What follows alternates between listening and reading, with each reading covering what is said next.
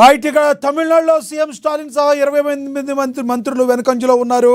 DMK సమరాలను కూడా రద్దు చేసుకుంది. ఇప్పటికే ఏర్పాటు చేసుకున్న టెంట్లను ఆ పార్టీ కార్యకర్తలు పీకేశారు. డిఎంకే కార్యాలయం బోసిపోయింది. అంతేకాకుండా చాలా చోట్ల డిఎంకే కార్యకర్తలు బోరున విలపిస్తున్నారు. ప్రస్తుతం తమిళనాడులో డిఎంకే 3వ స్థానంలో పడిపోయింది. 3వ స్థానంలో కొనసాగుతుంది. ఇక కేరళంలో యూడీఎఫ్ జెండా పాతింది. సీఎం పదవి కోసం కాంగ్రెస్ నేతలు పోటీ పడుతున్నారు. యూడీఎఫ్ 88 స్థానాలతో ముందంజలో ఉండగా ఎల్డీఎఫ్ 49 స్థానాలతోకే పరిమితమైన పరిస్థితి మనమైతే గమనించవచ్చు. ఇక 3వ స్థానంలో బీజేపీ నిలిచింది. ఇక పశ్చిమ బెంగాల్లో బీజేపీ దూసుకుపోతుంది. బీజేపీ 145 స్థానాలు సాధించింది. టీఎంసీ 122 స్థానాల్లో నిలిచింది. కాంగ్రెస్ 5 స్థానాలు సాధించింది. లెఫ్ట్ పార్టీలు 3 స్థానాలతో సరిపెట్టుకోగా ఇతరులు 5 స్థానాల్లో ఉన్నారు. అదే రకంగా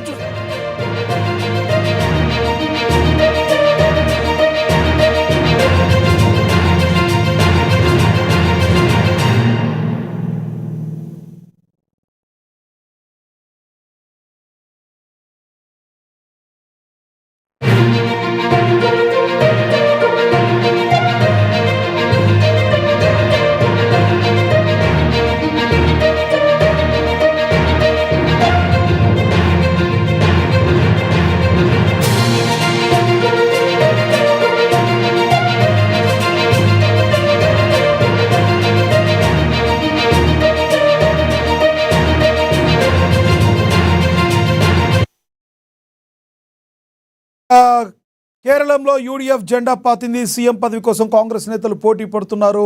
యూడీఎఫ్ 88 స్థానాలతో ముందంజలో ఉండగా ఎల్డీఎఫ్ 49 స్థానాలకు పరిమితమైంది. 3వ స్థానంలో బీజేపీ నిలిచింది. పశ్చిమ బెంగాల్లో బీజేపీ దూసుకుపోతుంది. దీదీపీకి గట్టి ఎదురు దెబ్బ తగిలింది. ఇక దీంతో దీదీ దుకాణం బంద్ చేసుకోవాల్సిన పరిస్థితి ఉందని రాజకీయ విశ్లేషకులు అభిప్రాయపడుతున్నారు. ఇక మనతోటి రాజకీయ విశ్లేషకులు జాయిన్ అయ్యారు.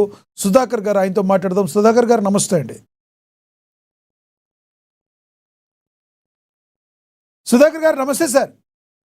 ఆడియో మ్యూట్లో ఉంచండి. సుధాకర్ గారు ఆడియో మ్యూట్లో ఉంచండి. ఆడియో ఎస్ వినబడుతుంది. సుధాకర్ గారు చెప్పండి, జరుగుతున్న ట్రెండ్స్ చూసి ఏ రకంగా కనబడుతుంది మీకు? ఒక రకంగా చెప్పాలంటే తమిళనాడు ఎవరికి తెలవనంతగా టీవీకే అత్యధికంగా దూసుకుపోతున్న పరిస్థితి మనం గమనించవచ్చు. ఇక డిఎంకే ఎవరూ చెప్పలేదు, ఎగ్జిట్ పోల్స్ కూడా చెప్పలేదు, 3వ స్థానానికి పడిపోయాయి. ఎలా చెప్పాలంటారు? ప్రస్తుతం జరిగినటువంటి ఎన్నికల్లో ప్రధానంగా దేశ ప్రజల దృష్టి 2 రాష్ట్రాల మీద ఉంది. ఒకటి తమిళనాడు, 2 వెస్ట్ బెంగాల్. అయితే ఇప్పుడు తమిళనాడు రాజకీయాల్లో ఒక సంచలనం, గతంలో ఏదైతే ఎన్టీ గారు పార్టీ పెట్టిన తర్వాత తెలుగుదేశం పార్టీని ఇక్కడ సృష్టించారో అలాంటి ఒక వేవ్ ఇప్పుడు తమిళలో కనపడుతుంది.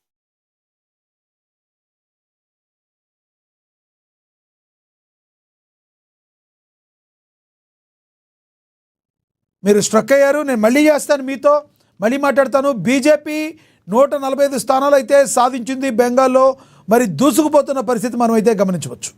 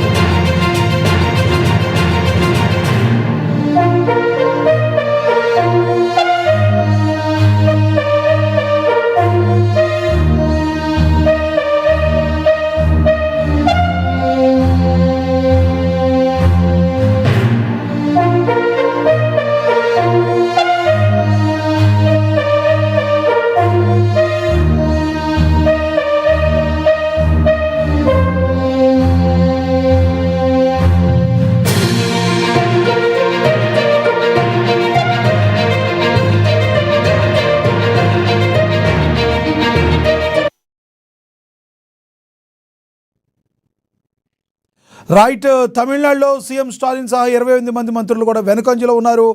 డిఎంకే మూడో స్థానంలో పడిపోయింది. మనం ఒకసారి సుధాకర్ గారు మళ్ళీ కనెక్ట్ అయ్యారు, ఆయనతో మాట్లాడదాం. సుధాకర్ గారు, డిఎంకే మూడో స్థానానికి పరిమితం అవడాన్ని ఎలా చూడాలంటారు? వినపడుతుందండి? ఎస్, మీరు కంటిన్యూ చేయండి ప్లీజ్. అవునండి. ఇప్పుడు ప్రస్తుత ఎన్నికల్లో రెండు రాష్ట్రాల మీద దేశ ప్రజలందరి దృష్టి కూడా ఉంది. ప్రధానంగా ఒకటి తమిళనాడు అయితే, సౌత్ నుంచి తమిళనాడు అయితే, రెండు వెస్ట్ బెంగాల్. ఇప్పుడు మీరు చెప్తున్నటువంటి తమిళనాడు రాష్ట్రంలో ఫలితంగా ఊహించలుగానే చెప్పొచ్చు. అంటే తమిళనాడు ప్రజలకు ఏమైనా ఒక అంచనా కానీ ప్రజలెవరూ కూడా ఈ స్థాయి ఫలితాలను ఊహించలేదు. ప్రధానంగా సర్వేలను ఎక్కువగా నమ్ముతూ ఉంటారు ప్రజలందరూ కూడా. మొన్న ఇచ్చినటువంటి సర్వేలన్నీ కూడా డిఎంకే పార్టీ విజయం సాధించబోతున్నట్టుగానే చెప్పారు. స్టాలిన్ మీద అంత వ్యతిరేకత ఏమీ లేదు. తమిళనాడులో హిస్టరీ క్రియేట్ చేసి రెండవసారి అధికారాన్ని చేపట్టబోతున్నారని చెప్పి చెప్పడం జరిగింది. వాస్తవానికి తమిళనాడులో తరచుగా అధికారాన్ని మారుస్తారు, అది చరిత్ర. ఒకసారి జయలలిత అనుకుంటే గెలిచారు, తర్వాత అధికారం మారుతూ వచ్చింది. అయితే విజయాన్ని వాస్తవానికి చాలా మంది ఏంటంటే ఈసారికి సీరియస్ పొలిటీషియన్ కాదు, కేవలం తను సినీ ఇమేజ్ తో మాత్రమే వచ్చాడు కాబట్టి ఇప్పుడు ప్రభావం చూపడు, కానీ వచ్చే ఎన్నికలకు ఏదైనా ప్రభావం చూపొచ్చు. బట్ అప్పుడు దాకా పార్టీ ఉంటుందా ఉండదా అని రకరకాల విశ్లేషణలు కూడా చేస్తారు. చేటువంటి వ్యాఖ్యలు కూడా ఏంటంటే, నేను తమిళ రాజకీయాల్లాగా నేను చేయనని చెప్పి ఒక మాట చెప్పడం జరిగింది. వాస్తవానికి అది తమిళంలో వ్యతిరేకత తీసుకొస్తుంది, అది విజయ్కి యాంటీగా మారుతుందని అందరూ భావించారు. కానీ బట్ తమిళనాడు ప్రజలు మాత్రం వేరేగా ఆలోచించారు. ఏది ఏమైనా డిఎంకే ప్రభుత్వాన్ని మార్చాలి అని తమిళనాడు ప్రజలు